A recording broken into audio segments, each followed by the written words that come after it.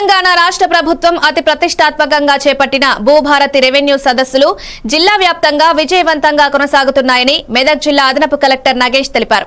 మెదక్ జిల్లా రామాయంపేట మండలం పర్వతాపూర్ గ్రామంలో స్థానిక తహసీల్దార్ రజనీ కుమారి ఆధ్వర్యంలో నిర్వహించిన భూభారతి రెవెన్యూ సదస్సును అదనపు కలెక్టర్ మెంచు నగేష్ సందర్శించారు. రైతులతో మాట్లాడి రైతుల సమస్యలను అడిగి తెలుసుకున్నారు. రెవెన్యూ అటవీ శాఖకు సంబంధించిన భూములను త్వరలోనే పరిష్కరిస్తామని, రైతులు ఎలాంటి ఆందోళన చెందవద్దని, రైతులకు తప్పకుండా న్యాయం చేస్తామని హామీ ఇచ్చారు. ఈ కార్యక్రమంలో తహసీల్దార్ రజనీ కుమారి, ఆర్ఐ మహమ్మద్ గౌజ్ తదితరులు పాల్గొన్నారు. ప్రభుత్వం నుంచి ఏమన్నా వస్తుండొచ్చు, ఎందుకంటే ప్రతి గ్రామంలో కూడా వస్తున్నాయి. ఇక్కడ సాధారణంగా కొనుక్కున్నాము. గతంలో మేము దరఖాస్తు పెట్టుకోలేదు. కొంతమంది ఆన్లైన్ పెట్టుకోవడం కాలేక ఆన్లైన్ పెట్టుకున్న వాటికి కూడా కొన్ని ఊళ్ళో 200, 300 కూడా పెట్టుకున్నారు.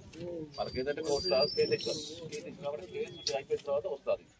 ఇప్పుడు కూడా ఏం చేస్తే మీరు ఇచ్చేది ఇప్పుడు సాదా పరిమళం ఇవ్వండి, అదేవిధంగా అసేపు సమస్యలు ఇవ్వండి. వాటి మీద మాత్రం ఇప్పుడు చర్య తీసుకోవచ్చు. ప్రభుత్వం కాకపోలేదు. ఫారెస్ట్ లో నోటిఫై అయిన తర్వాత మన చేతానికి ఏముండదు. నోటిఫై కాకపోతే మన చేసుకోవచ్చు. ఒకవేళ నోటిఫై అయితే అనుకోండి, దానికి ఎవరు ఉంటే చూద్దాం. మనం దాంట్లో ఫారెస్ట్ అప్లిద్దాం.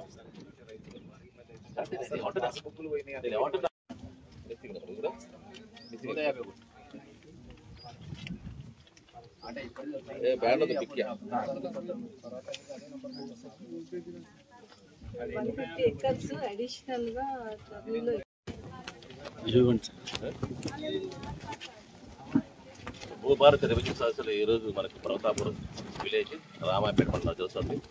మరి ఇప్పటి వరకు కూడా రైతులందరూ కూడా సుమారుగా 70 దరఖాస్తు ఇచ్చారు.